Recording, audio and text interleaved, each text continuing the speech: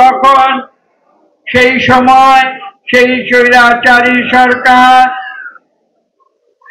ক্ষমতায় থাকার লোভে তারা মারণাস্ত্র ব্যবহার করে বাংলাদেশের তরুণ কোমল ছাত্র এবং জনতা তাদেরকে হত্যা করে তারা একটি মরণ কামড় দেবার চেষ্টা করেছিল।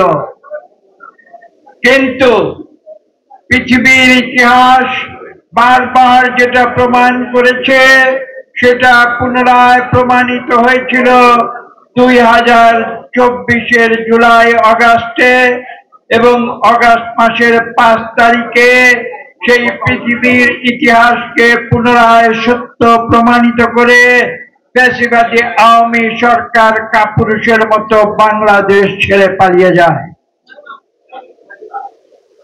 কিন্তু আমি যেটা বলেছি সেই মরণ কামড়ে কিন্তু বাংলাদেশের কোমলমতি অনেক জীবন ঝরে গিয়েছিল, তারা রক্ত দিয়েছিল এবং অনেকে আহত হয়েছিল। আজকে ঢাকা কলেজের প্রাক্তন ছাত্রদের আমি আন্তরিক মোবারকবাদ জানাই যে তারা তাদের শ্রদ্ধার সঙ্গে আজকে স্মরণ করছে।